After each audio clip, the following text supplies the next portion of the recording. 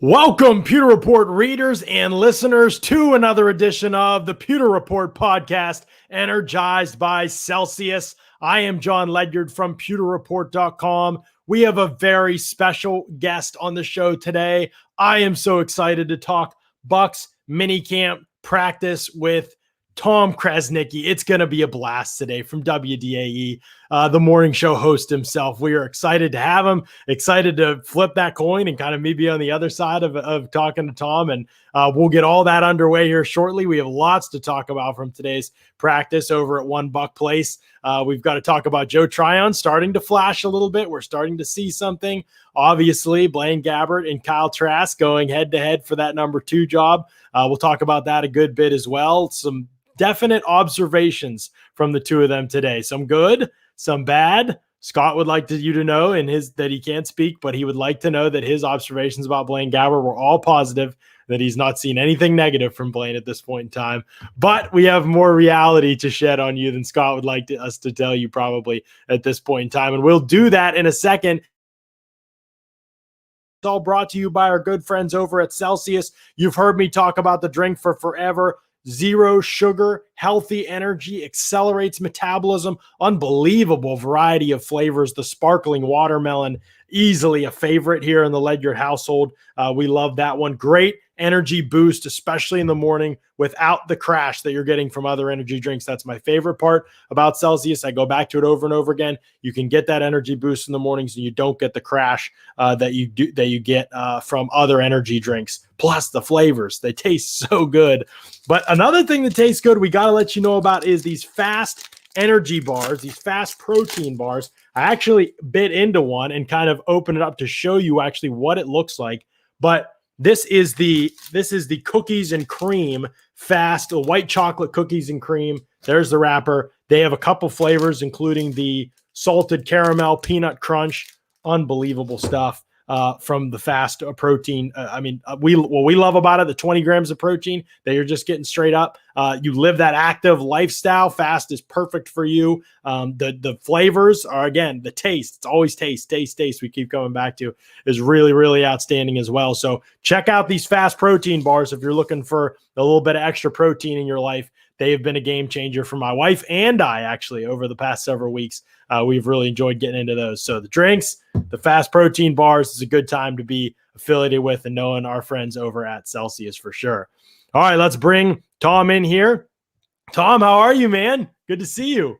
John, great to see you. And it was great to finally meet you over at Buccaneer Minicamp today. I mean, we've had, countless phone conversations. You've been on our show about 200 times, but today was my first opportunity to meet you face to face. So I want to say it was an honor.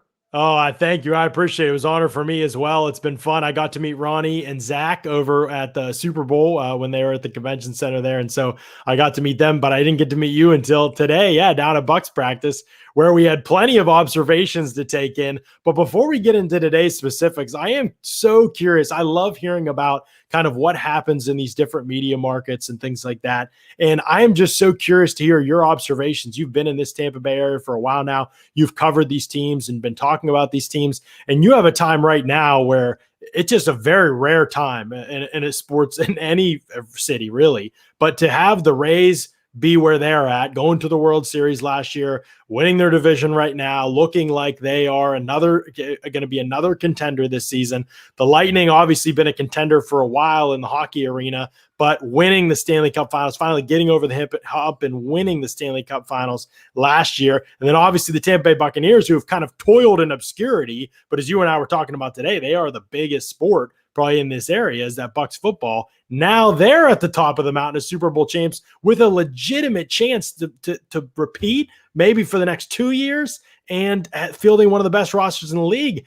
I mean, are you kind of feel like you're in like the apex? This is the best that it can be right now in the sporting industry. I don't think there's any question about it. You and I were talking over at camp today. When the pandemic first came down last March of 2020, there were no sports happening.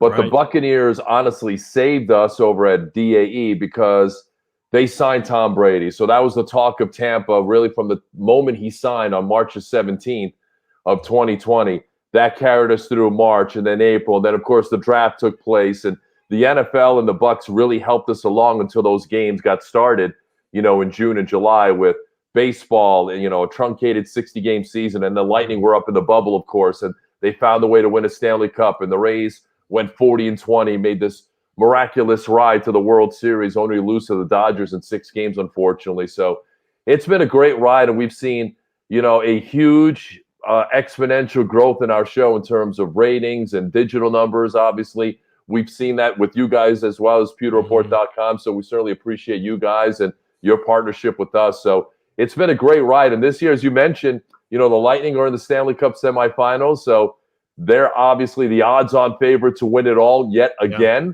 The Buccaneers are the odds-on favorite. I don't care what anyone says in terms of the Kansas City Chiefs and what they've done. And I know they've reconstructed their offensive line. I'm sure we'll talk about that at some point over the next hour. But the Bucs are the favorites to go back and win the Super Bowls. And as you know, John, that's really difficult to do because everything has to fall into place. You have to stay injury-free.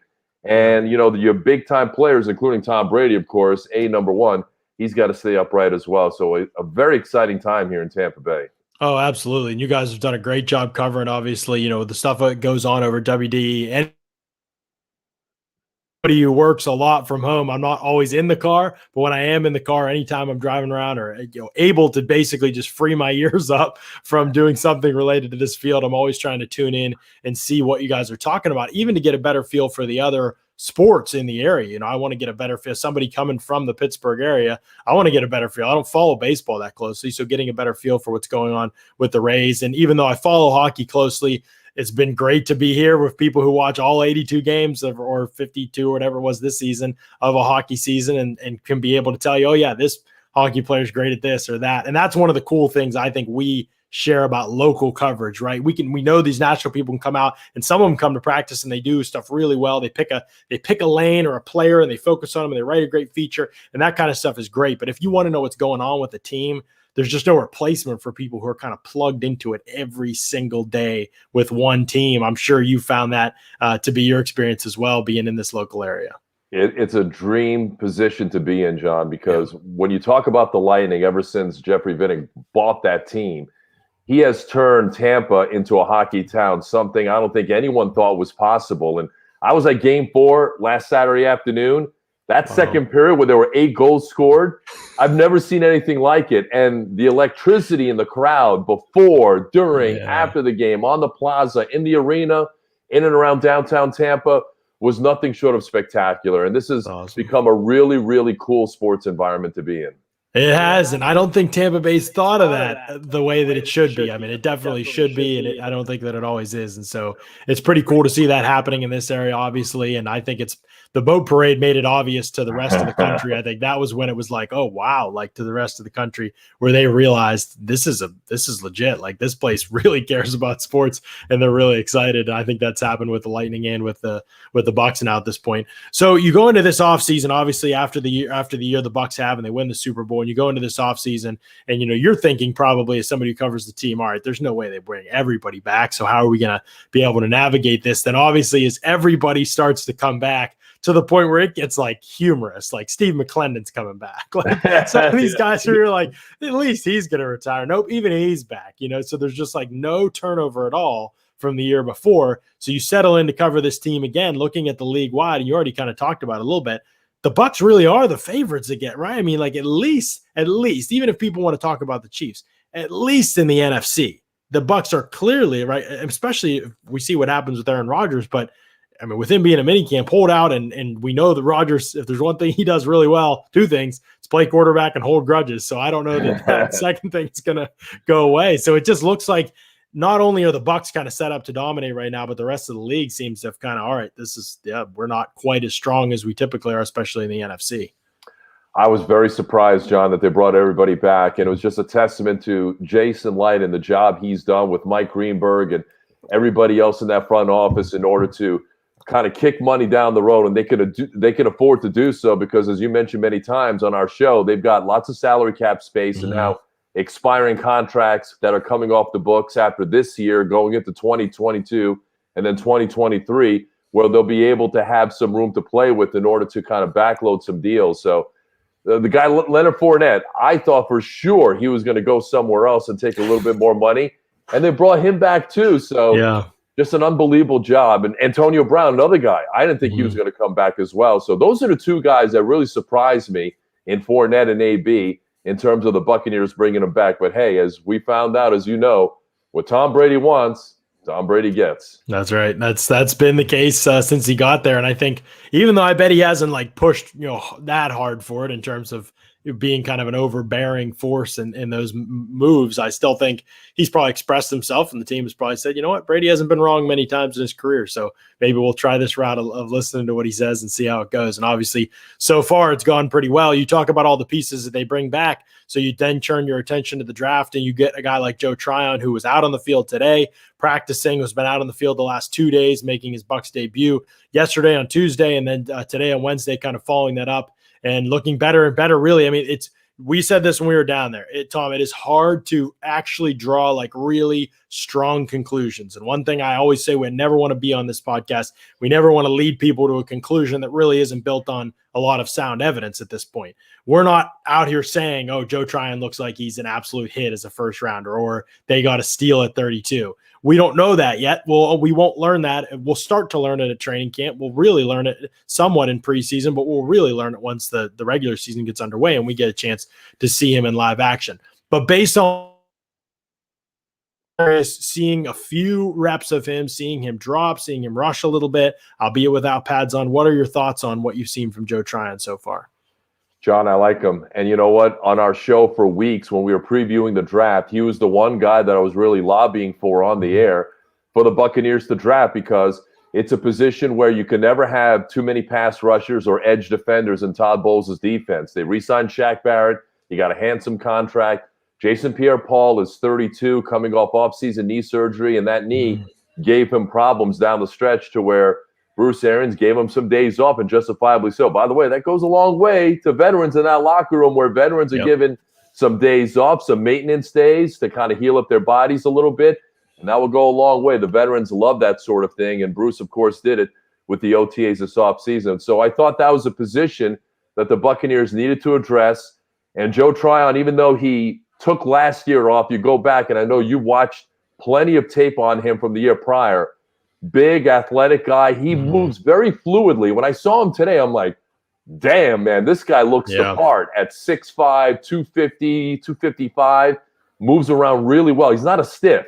Right. He is really fluid in terms of his movement, a quick twitch type of guy, rushing the passer. He's got a passion for the game. He's a tough defender along the edge, and he's going to play a lot of special teams. And, you know, when I looked at him and I was thinking out there today, I'm like, this guy reminds me of somebody, and it didn't click to me until I got home, and then I was kind of fumbling around on the internet, and I looked at him, John, and he reminds me of Peter Boulware, who played 9 years in this league, went to 4 Pro Bowls, led the league in sacks one of those years, really good player, angular player, 6'4", 6'5", 255, a really good pass rusher off the edge, and did some of the other things as well off the edge that you like, certainly setting the edge in the running game. So I look at him and I see a lot of Peter Boulware, believe it or not. Well, yeah, I definitely remember Peter Boulware. I mean, I was a youngster when he was playing, but I remember him. He was with that Ray Lewis, and who else was out on that linebacking core? Somebody else. I mean, they had that defense in general was just dominant. I remember that, but they were an impressive unit. And I remember Peter Boulware for sure. And that is a pretty good comparison, because you see that ability to play in space a little bit when he drops. I mean, we weren't sure about that at Washington. I thought one of his struggles, and again, we haven't been since 2019 since we've seen him on the field.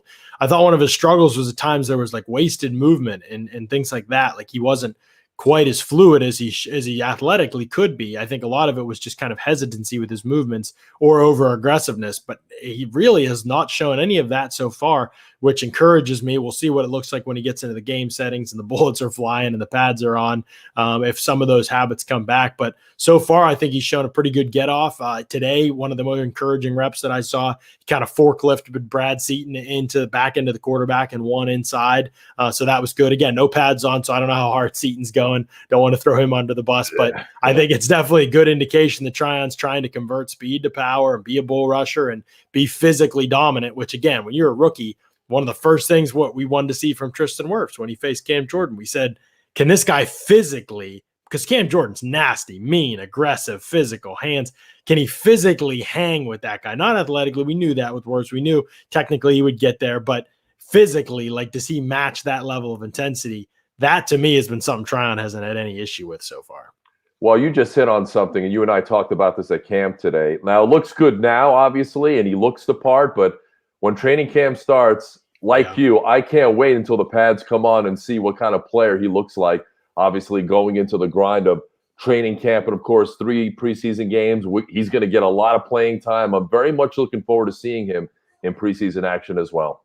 Yeah, me too. It's going to be a blast to watch this year's preseason because I think the Bucs have a handful of players, Tom, that aren't going to play like at all. I bet guys like McClendon and Sue and JPP, I mean, you're probably not going to see hardly any of them. So you'll probably see a lot of Khalil Davis. You'll probably see a lot of Joe Tryon. Same with the receivers. How much are Mike Evans and Chris Godwin and Antonio Brown going to need to play when you've got a receiver room that's 8 or 9 guys deep and you've got to learn about these guys, So I think you'll see a ton of Jalen Darden. I think you're going to see a ton of Tyler Johnson, guys that honestly we probably won't see a ton of on offense, at least during the regular season, unless there's injury. So great opportunity to kind of be able to evaluate them and get excited about them before we get into the regular season.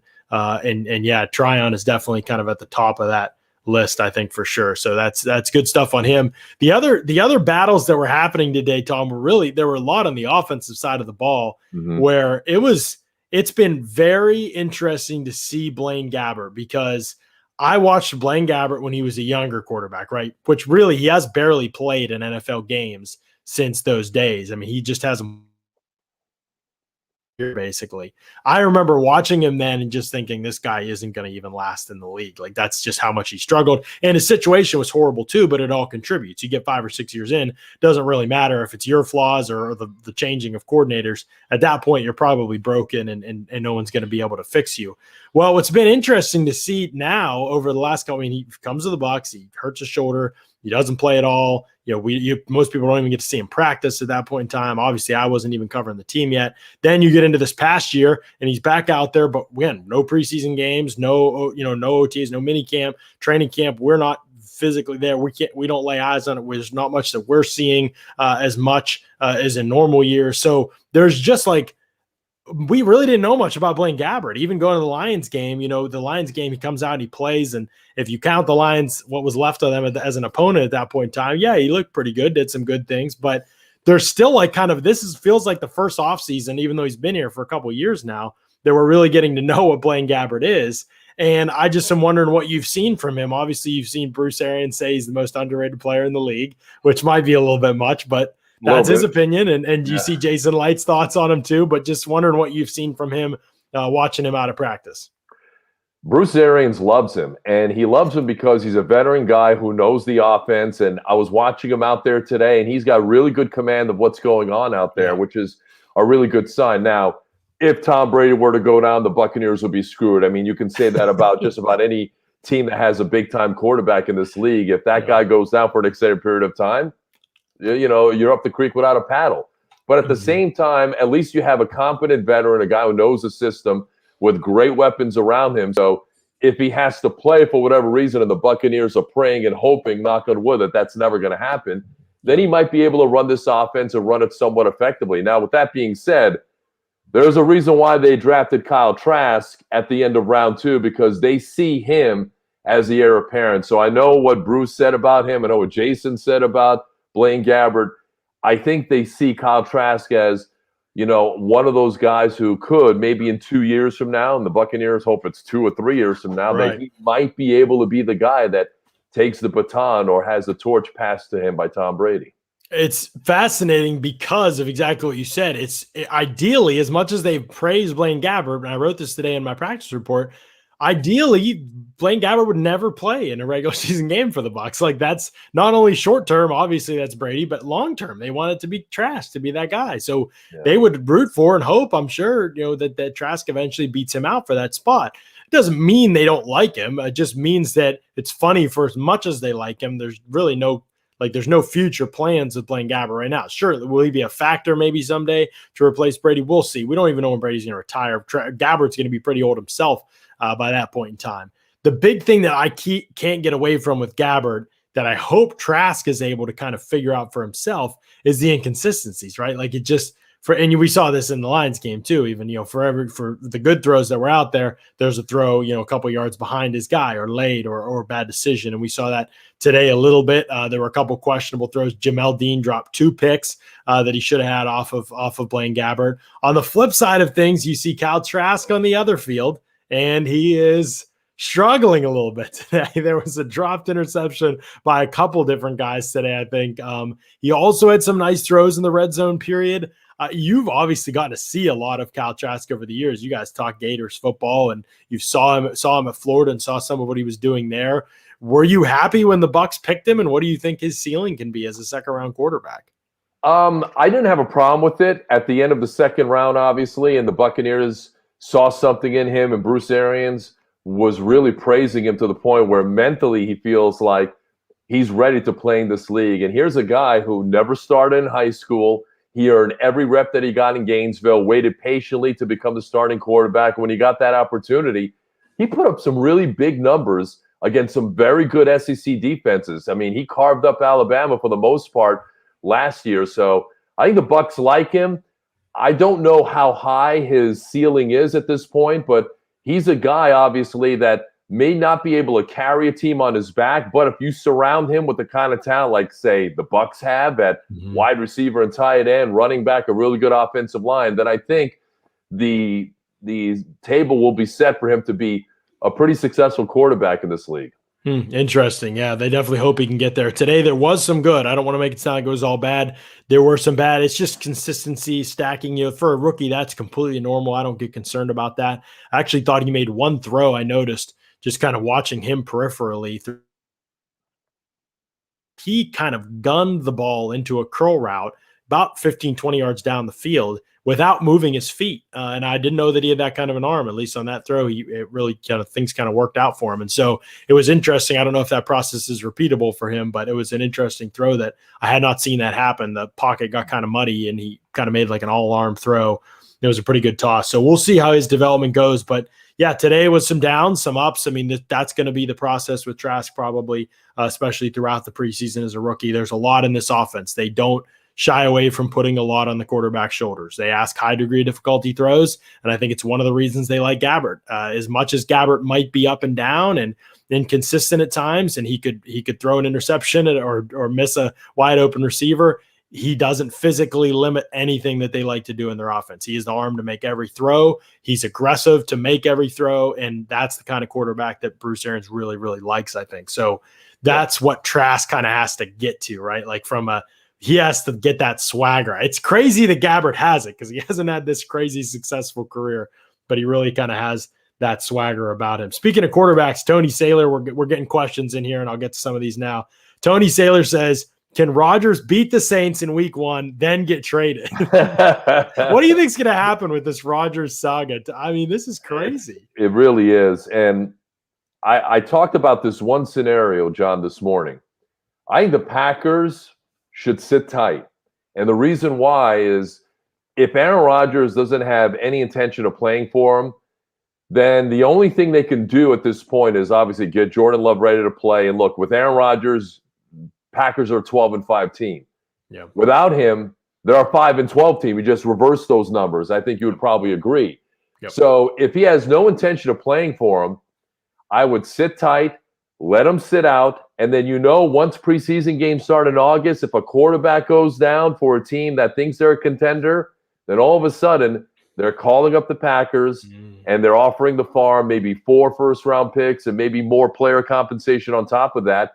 And then the Packers would obviously be in a position of leverage to make some business and, get the most for Aaron Rodgers and say goodbye and good luck. We're sending you to wherever, they might send him to, preferably for them to an AFC team. But, injuries happen in training camp. Injuries happen during the preseason. So if a quarterback goes down somewhere, that could be an interesting situation that could come up in August sometime. That is, man. I can't remember if a starting quarterback, I'm sure it's happened, but has a starting quarterback been moved by in the season by the trade deadline where they'd have to go somewhere, learn a new offense, but that acquiring team was confident enough that they could do it to help them this season. Like I think of a team like the Saints, for example. Let's say they get rolling and they're into the season and they're 5-2 or something. But Jameis is just, I mean, they're pulling up Jameis left and right. Like they've got this loaded roster, but he's putting them in bad situations left and right. They've managed to squeak out some wins. They know they can be, they could maybe win a Super Bowl if they got Aaron Rodgers. Obviously, I have no idea how they do it cap wise, but I'm just throwing out a hypothetical. And they decide they want to trade for him in the season. He'd have to come in and learn Sean Payton's offense basically on the fly, not at any position either. Not like Antonio Brown joining the Bucs. Like this is quarterback. That adds a wrinkle into the scenario you're presenting a little bit that would make it probably. Maybe we haven't seen it before. I can't think of it. Maybe if somebody in the chat thinks of it, let me know. But it would be a crazy scenario for him trying to hit the ground running in a new scenario mid-season, learning an offense while still being basically, for that compensation, expected to go win a Super Bowl for that team that year. I still think Denver's the team because there they were picking at the back end. They had a top 10 pick, and there were a couple of quarterbacks on the board, and they bypassed them. Yeah. To take Patrick Surtain, who's a tremendous player, is going to be a tremendous player from day one. But that was a tip-off to me, John, that they could have taken one of those quarterbacks, and they didn't because Justin Fields was on the board.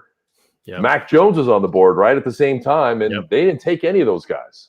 Right. Yeah, it is interesting. That seems like they almost had an idea. And today, I don't know if you saw, but Aqib Talib and Kareem Jackson, the safety for the Broncos, they were talking on Aqib Talib's show, and Kareem Jackson was saying Deshaun Watson wants to come here. This is what he's told me. We're friends. Obviously, they both played in the Texans together.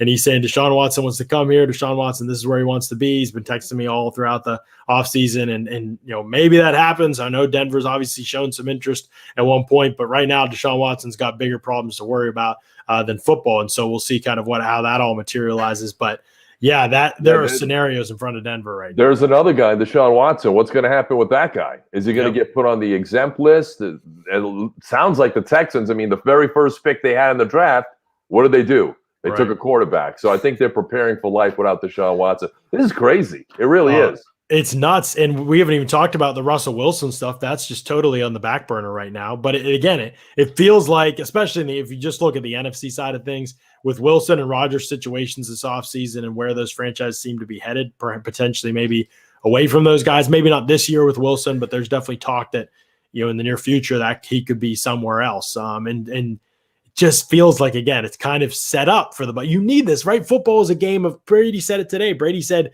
we like to think it's all the skill and one team just prepared harder than the other, wanted it more. But in reality, games come down to one or two things that happen. And that's how games swing. They could swing 14 points on a couple plays like that. They could go another way if you play it again. And so, yeah, I think that's how these things swing a lot of the time, and you need some of that stuff to come together around you. I think about teams in Pittsburgh that I watched for years and years and years. Some loaded, awesome teams just couldn't get past New England. They might have been the second best team in the league. And then when they were the best team in the league, they lost to Blake Bortles in Jacksonville in a game that had 10 things that you couldn't make up like happening again. And that's football sometimes.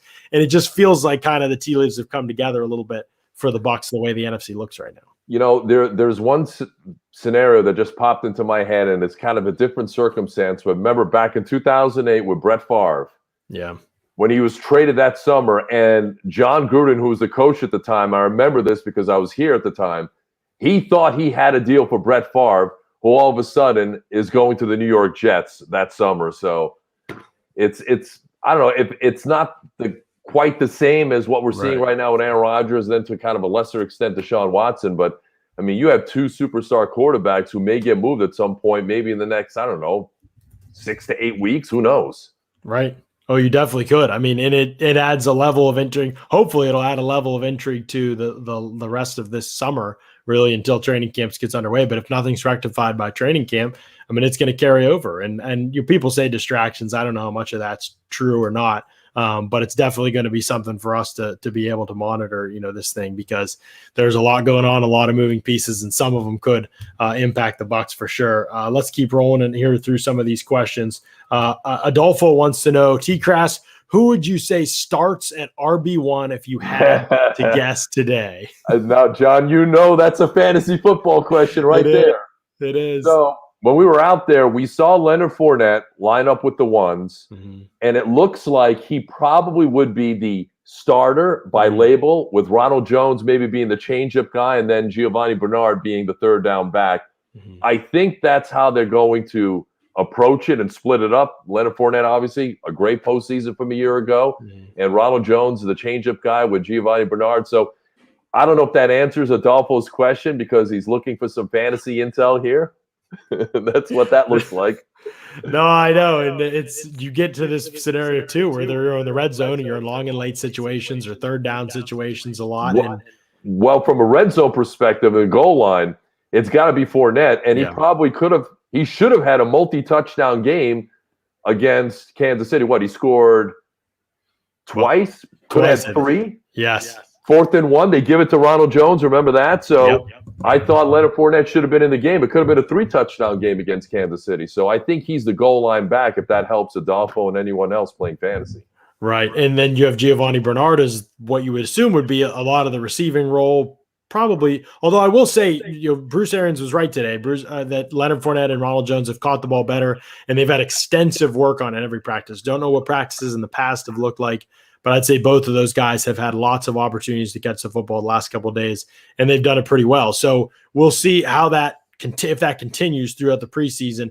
It is very difficult fantasy-wise to figure out how this is going to go. I did laugh a little bit to myself the first day. I know we're not necessarily supposed to talk about ones and twos, but I think it's kind of pointless at this point. This isn't really meaningful, but like the first day of OTA or minicamp, Leonard Fournette took the first snap in the first team period. And then today in the run period, Ronald Jones took the first snap. And obviously it's meaningless and most people probably didn't even notice. And like you said, when they went to team pass, Leonard might have been in there first. And so but I was like, oh my goodness, here goes Bruce Arians. When he was on our podcast, I said it to him, Tom. I said, fantasy owners just hate you, right? Like because of just running backs year after year, you never quite know what's happening. But that's even been the situation in Tampa Bay before Arians, right? It's when you've looked at running backs for this team, really since Doug Martin was having those kind of big years, it's been mostly a committee approach without a clear picture as to who the top guy was going into the season. And that's how a lot of the teams run it, unless you have just an absolute stud like a Derrick Henry type. A lot of these teams are going to this running back by committee to keep guys fresh. And I think the Buccaneers are going to do the same thing. But if I had to guess, Adolfo and anybody else out there, if there's a back to own in fantasy, I would probably bet on Leonard Fournette, but that's always subject to change. Right. And it's, especially because Giovanni Bernard is so clearly the best receiver and best pass protector of the group. And you wonder with an offensive guy that's as pass heavy as Arians. And remember, Jason Light's really only hired, pass first offensive guys as head coaches. I mean, Dirk Cutter and then Bruce Arians, that's been kind of his MO is he wants pass first guys. So there's a philosophy in that building around throwing the football. And when you have a guy that can help the pass game as much as Gio, it becomes tempting to kind of keep him out there all the time. But we'll see. Lots of talent in that backfield for sure. Adolfo also wants to say Carlton Davis may be that important on defense. If we lose Davis, we don't win again. We hope all these guys stay healthy. I said this after the year, Tom, and I want your opinion after I say my piece here. But I think Carlton Davis was the most valuable. I'm not saying he was the best, but I think he was the most valuable defensive player for the Bucs last season because behind him, Sean Murphy-Bunting and Jamel Dean struggled so much in the regular season, and they did get it together for the playoffs, and hats off to them that they played as well as they did, especially Sean Murphy-Bunting. But I felt like if they had to go any extended period of time without Carlton Davis last season, it felt like the secondary was in really big trouble without him because he's that kind of a corner. He's very good. And when you saw some of the free agent contracts that were doled out this offseason, I mean, you saw what Griffin got from Jacksonville. I'm sure Carlton Davis is looking at that thinking, okay, I'm in a contract year. I have a chance to eclipse those numbers. So he's got a great opportunity in front of him in his contract year to really put forth a really good season and get paid handsomely after the season. Now, I think he's extremely valuable. I'm with you on that. But if I were to say, obviously we had this conversation, I think, last week on the show. Tom Brady, obviously, the most valuable Buccaneer. I think hands down. Everyone would agree. And then the next guy, that's where it's up for debate because Carlton Davis belongs in that conversation. Mm-hmm. John, I happen to think that Vita Vea is so very valuable, and we saw how valuable he was once he got on the field in the NFC Championship game and took that defense to another level. Because he's occupying blockers, and all of a sudden Devin White is just running around with his hair on fire, just slamming people. Right. Same thing, Levante David. He just opens things up for everybody else on each level of the defense. And I think, to me, and I think Carlton Davis is really valuable, but for me, I think Vita Vea might be the next valuable guy, most valuable guy for this Bucs team. That's a great point. He is very valuable because he's really the only interior guy that's a consistent, dominant presence on every down, especially passing downs. I mean, I wouldn't even say he's reached his peak as a pass rusher, but physically you have to game plan for manpower to be able to handle what Vea puts on the table. It's hard to do. It's really hard to do. Nathan says, hi, keep up the great work. Appreciate you, Nathan. Appreciate you always tuning in to the show and checking in. Greg wants to know this. Did Brady have a weekly radio show in Boston? And do you think WDAE will have a Brady weekly show? It's funny because I think he did have, he have a weekly? Yeah, I thought so. Well, I got a story for you, John. Are you ready? Okay, story time. Let's do it. So, and this might be the first time I've, leaked this one out of the bag publicly. So his reps did get a hold of us. Yeah. Say, hey, Tom Brady's interested in a show. Like, we're all in. Absolutely. Because yes, he did do a show in Boston when he was up there with the Patriots. Right.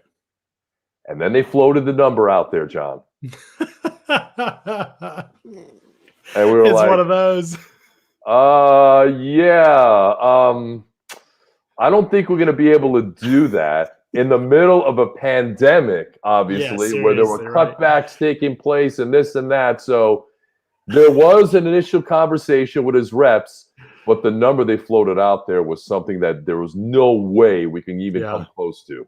That's funny. No, I don't blame you, especially at that time. You think, well, Brady of all people, he's looking at those opportunities, I'm sure, and his people, I'm sure, are looking at those opportunities. But I think fans would like to hear from. But here's the other thing about Brady that I always say, everybody gets excited. Oh, we're going to get Brady today.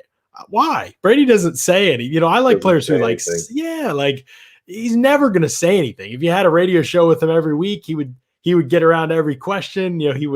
He's a master at it. He can, and he talks forever, right? He fills the whole segment. And then you go back and listen to it like, what did he say? Exactly right.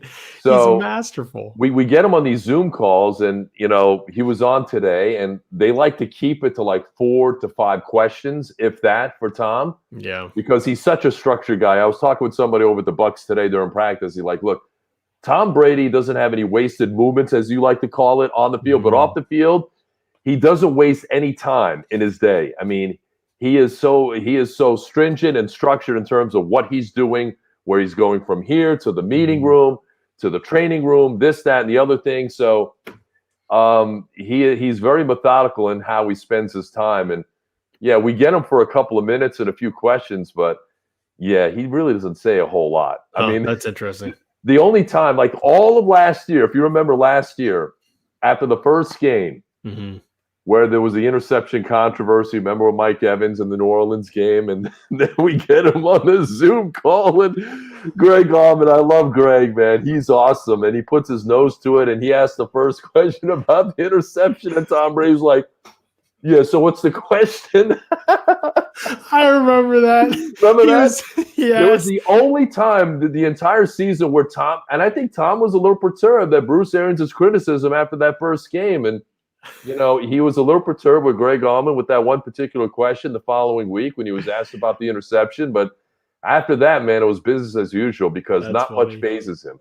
Oh, yeah, for sure. Not very little phases him. And he is not inclined to give much weight. You could put an interception on him in a question in an interview that he knows is another teammate's fault. He knows it's, there was that Mike Evans interception of the game where Mike Evans broke off his route and should have kept going in the middle of the field and read the coverage wrong. And Brady threw it right. And he knew it, and he didn't throw Evans under the bus. He just kind of danced around the question, and that's how he does things. And so again, like, not looking for anybody to throw anybody under the bus, but it's definitely one of those situations where when he talks, everybody in the media gets excited. But I'm always like, there are so many better guys like that just say more. And what you're going to get from Brady. You're not going to get a question probably unless you've been there forever. And you're probably not going to get a great answer for what you're looking for. In fact, one of the best things he said last year was the insight into Alex Kappa trying to stay on the field after his injury. That's when you might get a good answer out of Brady. So you ask him about somebody else on the team, and you ask him about a specific situation, maybe about somebody else on the team. but he's not going to talk X's and O's. He's not going to talk about his own health. He's not going to talk about his own play other than in generalities. Right. Same with the level of the play of the team and the focus of the team. And so, yeah, you just don't get a lot from him. So we only get that from the other players, right? Like Tristan Wirfs, for example, talked to us yesterday, and he said Brady came up to him last year and said, "Don't get beat inside. Don't get beat fast, too. All right, try not to get me killed." Yeah. So I mean, that's the kind of insight is other players telling us Tom Brady's tendencies, and I forgot who we had on. It was Steve McClendon. All right, we had Steve McClendon on our show right after he re-signed, and we were like, tell us a Tom Brady story. And he's like, okay. He goes, Tom Brady likes donuts. Every Saturday, there's like donut day, and yeah, he will partake and have a donut every once in a while. And that was like that was the biggest talking point of that whole interview was the fact that Tom Brady likes donuts. You just wouldn't expect it. I remember listening to that interview actually and hearing that quote and being like, I know that's not breaking news for a lot of people, but for Brady, that definitely surprises me a little bit that would be the case. So it's funny stuff. He has proven, and this is the thing you love about Tom Brady. I mean, for as great as he is, and he's going to go down to be, the most decorated, the greatest football player in the history of the NFL, perhaps. Yeah. He, every once in a while, he shows that he is mortal. I mean, he'll have a donut every once in a while, and everyone saw the bow parade, and Ryan Griffin's holding him up. He had a few too many. That's fine. He's allowed to let loose and have fun just like anybody else. Right. No, for sure. And he has maybe done that. Maybe we've seen more of it, or maybe he's actually done more of it in Tampa Bay than anywhere else. And I think he's realized that it doesn't have a negative effect on his performance. Like he doesn't have to be a robot all the time, to be able to perform at a high level. But yeah, when the push comes to shove and he's got to be out there in the practice field, he is impressive. He didn't do blitz period today. He did red zone period. He got intercepted in red zone period by a relative unknown, Tom. Curtis Riley went up and made a great play on the ball. I was looking on my roster. I'm like, who the hell was that? Number 39? Because I was looking at one of the Bucs PR guys. I'm like, who the hell's that guy? Right. So, yeah, I mean, that was the thing. But aside from that, and you saw him yesterday and also today, and I saw him today, he looks locked in. And Chris Godwin talked about it yesterday, man. He's just – the ball is barely hitting the ground. He's making quick decisions. The workouts in the offseason obviously are paying off. Now they're more comfortable with each other, is more comfortable in the offense. And he talked about today the nonverbal communication that he now has with his receivers and his offensive linemen and setting the protection schemes. I'm telling you, I know he threw 40 touchdowns last year, John. Yeah. There's a chance he could eclipse that number this year. That would be, I mean, last year was incredible. I don't think we talk about last year enough, like what he was able to do in a pandemic year in that offense, in that scheme. I think that's maybe people don't understand, but there are hardly any layups in a Bruce Arians scheme. It's not, you can't like have good stats at the end of a year in a Bruce Arians offense and there be this asterisk next to it. No, if you have good numbers at the end of the year in a Bruce Arians offense, you were one of the best quarterbacks in the league. We saw it with Carson Palmer in 2015, I think it was. Like, Carson Palmer was unbelievable that season. It's one of the best quarterback seasons that nobody talks about, but Carson Palmer couldn't sustain it, right? Like there was all these up and then the injuries happened and there were kind of ups and downs. And, that was kind of Carson's story was sustaining it year to year was hard for him.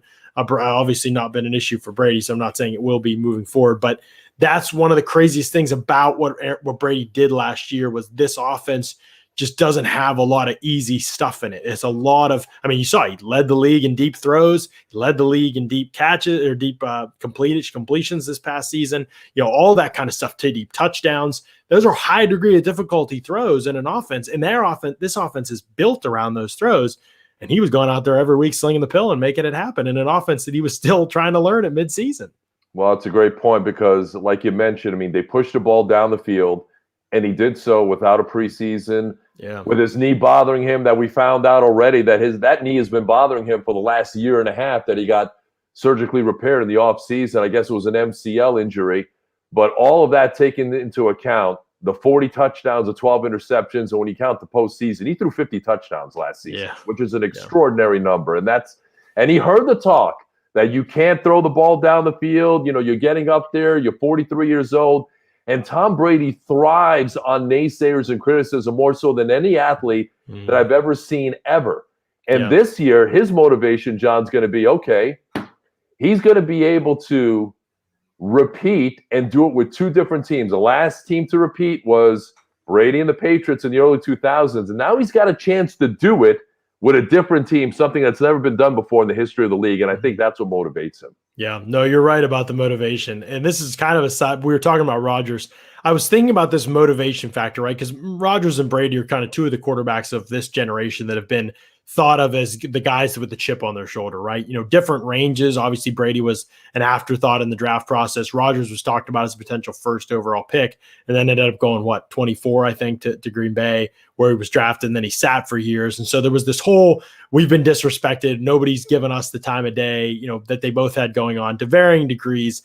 But the difference to me is that, and Clyde Christensen hit on this week, he said Brady's really pleasant to be around. He's incredibly motivated, but pleasant to be around. The difference to me, and I'm curious to hear what you think about this too, but I think Brady, the criticism and everything, I think it motivates him. I don't think it weighs on his mind, if that makes sense. Like, I don't think it's like a weight for him. I think it just motivates him. Like, it's fun for him, you know, to hear that. It's enjoyable for him to kind of take that and be able to do the opposite, to be able to prove people wrong. But for Rodgers, I think it's like a grudge, like he harbors anger, like resentment. You know what I mean? Like they're different people, right? They're totally different demeanors, but they have that same, they're motivated by other people. I remember when, not this year, when the Super Bowl was here, the last time the Super Bowl was here in 2009, you know, your Pittsburgh Steelers, the Arizona Cardinals, one of the great games I've ever seen in person. Mm-hmm. So that week, Radio Row, I had a chance to interview Aaron Rodgers. He had just become the starting quarterback. And I remember asking him a question about Brett Favre and the relationship he had with him. And I think the question was something along the lines of, and this was a face-to-face, you know, we're in Tampa Convention Center, me, Aaron Rodgers, just one-on-one. He's sitting 3 feet away from me. And I said to him, do you have any contact with Brett Favre now that he's, you know, with the New York Jets? He's like, nope. And he just kind of left it. He just kind of left it like that with a smirk. And then you could tell that something's there. But you can feel the angst behind his face, his smirk, and everything else. It's something that he really didn't want to talk about. Obviously, there's all kinds of emotions built up in there. But, you know, he does carry a grudge. Yeah. And it'll be interesting to see what happens there. I have no idea what's going to happen there, to be quite honest with you. It is wild, but that part of who he is makes me think that his time in Green Aaron Rodgers is the kind of guy that's all of a sudden like, you know what, actually it's okay. And that's it. He just forgets it. It's not like, I don't think he can do that. I don't think he's that type of dude. And so it's an interesting wrinkle that plays into all of this, is just who he is as a person. I think that even though he and Brady get compared because of how much things motivate him, people are always like, oh, you said this, like that's Tom Brady or that's Aaron Rodgers, you're screwed now. I think it's different in the way that they process that stuff. I think it's very, very different for both of them. Did want to let people know about our next upcoming event with MyBookie. One action-packed event, 2 titled fights, and hundreds of ways to win. UFC 263 is going down this weekend. And if you're scrambling to place your bets, problem solved. MyBookie.ag has you covered. Better yet, use our promo code PEWTER, PEWTER, to grab yourself a deposit bonus of up to $1,000 and take advantage of fights like the highly anticipated rematch between Israel Adesanya and Marvin Vettori. Let's be honest, the only thing more exciting than watching two beasts throwing haymakers is cash in your account when the final bells ring. And if you want NBA and NHL playoff action, I do. MyBookie has no shortage of game lines, championship futures. They've got the best player props in the industry. So sign up, use the promo code PEWTER, PEWTER, to grab yourself some extra funds on top of your deposit to start your day off with a win. That's extra cash in your account so you can bet the best games and events all summer long. Bet anything, anytime, anywhere with MyBookie.ag. Tom, we got to talk about this before we wrap it up, okay? You've got the Bucs. You've got this awesome team, this awesome situation here that everything's kind of clicking into place, and we've seen that through 2 days of practice. I think that's what Bruce Arians was mentioning after practice. It's not like they've come out here and gone through the motions. I've covered the Steelers before. I've been around the draft world, so I've seen some college practices. I've seen the Senior Bowl practices every year, and I've seen different organizations run those practices for 5, 6, 7 years now, and seeing how different organizations run a practice. being around the Bucs practices has been eye-opening for me. And I don't know if it's like this all the time. I don't know what training camp's like. I haven't covered them yet in that. But the pace, the effect, the way they break things up, there is a lot of competition in their practices. A lot of, Steelers, they'll do 10 plays a team, then they go back into their individual periods and they walk through stuff and they come back to get 10 plays a team. Once the Bucs go and they get through the individual periods, they go, and those team sessions speed up, and bodies are flying around, and quarterbacks are learning on the fly, and communication's happening, and they're moving quickly from one rep to the next. It is a paced practice. It is an exciting practice to watch. As a media person, sometimes it can get some of those practices can get really slow. That has not been the case through 2 days of practice. I am curious from you, from being down there and watching today, were there a couple players that stood out to you that we haven't mentioned maybe so far, maybe whether it was somebody making some great catches or just somebody you're really excited to see this season, see how they've matured, and you saw a little bit of them today and they looked impressive to you? Just curious overall, what if you have anybody that's caught your eye like that? Well, there were two guys today. Joe Tryon, we already talked about him, who absolutely looks the part. I'm really excited to see him once training camp begins and the pads come on, what kind of player he'll be, certainly in the preseason. Looking forward to seeing what Kyle Trask can do in the preseason as well. But Scotty Miller, and during the 2-minute drill, you were there and I was there, very early, similar to the NFC Championship game. They ended one of those 2-minute drills with Brady tossing one deep down the left sideline that Scotty Miller came down with in the corner of the end zone. He's a guy that's sort of like the forgotten member of this wide receiving group that has Mike Evans and Chris Godwin, Antonio Brown and Tyler Johnson. And now you've got Scotty Miller as the guy who's the vertical threat. And we've seen Brady, who still has the arm. And that's the other thing, John. I'm watching Tom Brady today at the age of 43, 44, whatever he is. His arm still looks as lively as it did like 10 years ago. And seeing it in person really makes you appreciate what kind of competitor he is. He keeps himself obviously in immaculate shape. His arm really looks live. Yeah, it really does. It's pretty impressive. And I'm glad you mentioned Scotty. I didn't want to get out of here without mentioning him. I was going to mention him if you didn't. So right on cue, you mentioned his name. He had the big catch down the sideline. I wish we could have seen it from our vantage point. The way the sideline reacted, we knew it was a spectacular catch. Hopefully the Bucs have some video of it. They tweeted out at some point. Would love to see exactly what it looked like on the other end. But it got Brady kind of running down the field to congratulate him.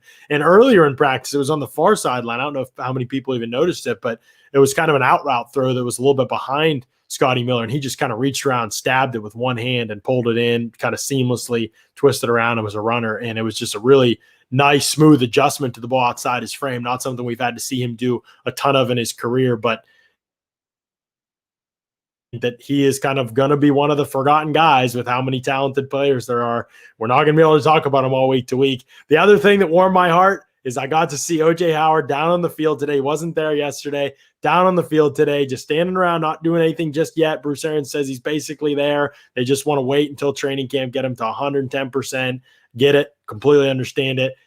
Brady came right over to him when he got down there and was talking to him. They were throwing the ball back and forth, chatting with each other, just kind of standing there throwing the ball back and forth. But that chemistry, man, those two, the rapport they had last year at training camp and even early in the season, I think I don't know how many balls go to everybody in this offense, but I just think Brady and O.J. Howard could click. Well, I'm glad you brought him up because we talked about him the other day. We do a Tuesday top three right at the onset of mandatory minicamp, the three guys that really, needed to make an impression. And O.J. Howard was one of the guys I talked about because going into this year, contract year, it's a make or break year for O.J. Howard. He only played 4 games last year before he ruptured his Achilles. He's never been able to play a full season. There's all kinds of talent and potential for him to be one of the better tight ends in this league. He's got to be able to stay healthy, stay on the field, and he's going to have the right quarterback kind of getting him the ball. We know Rob Gronkowski is going year to year at this point. And you got Cam Brate behind him. But O.J. Howard has a big opportunity this year to really cash in, and he's at a crossroads right now. Yep, he really is, because there's been tons of flashes, times where he even looked like he was going to be one of the best tight ends in the league, but the health has been a problem, and that's something he's got to – it's got a situation that has to improve for him if he wants to get that big contract this offseason, because very few good tight ends across the league, and he's one of them. If he can stay on the field and stay healthy, I think he could cash in, but it's going to be a risk for whatever team takes them. But if a great year will help them feel a lot better about that risk for sure. Tom, appreciate you being on here. Tom Krasniqi, ladies and gentlemen, co-host weekdays 6 a.m. to 9 a.m. Host of Bucs pregame, postgame shows, 620 WDAE AM and 95.3 FM in Tampa Bay. You and Ronnie and Zach do a great job in the mornings, man. Looking forward to the season getting back underway and being able to be back on with you guys on a regular basis on Wednesdays. Well, I appreciate you and our partnership with Pewter Report, Scott Reynolds, Mark Cook, obviously friends of mine for many, many years. You're going to have a normal spot on our show, obviously, each and every week once training camp does get started. Your spot is solidified. Tom Brady's spot was not solidified because he was asking for Mark Cook type of money to come on our show each and every week. But we are very happy to have you guys, obviously, with us over at pewterreport.com. We're looking forward to it, man. Yeah, absolutely. It's going to be fun. Somebody needs to tell Tom doing things like Mark Cook does them. That's questionable stuff. We appreciate you coming on, joining us today. Been a lot of fun. Pewter Report fans, we will be back tomorrow at 4 p.m. Eastern. Mark and Matt will be down at practice tomorrow. They will be reporting on everything kind of going on at the third and final day of Bucs minicamp. We'll see if Jalen Darden gets out there. I know everybody's been chomping at the bit. He was out there a little bit individual, but he didn't do any team stuff. Bruce Arians said hopefully he'll be able to go do a full practice on Thursday. He said that after practice today and after practice on Tuesday. So we will see, but hopefully they'll have coverage of him and everybody else down at Bucs practice for the third day and final day of minicamp. And the last time we'll see these guys on the field until training camp. So make sure you tune in tomorrow, 4 p.m. Eastern, for Mark and Matt on the show. But for Tom Krasniqi and myself, John Ledyard, thanks so much for tuning in to another edition of the Pewter Report podcast. Out.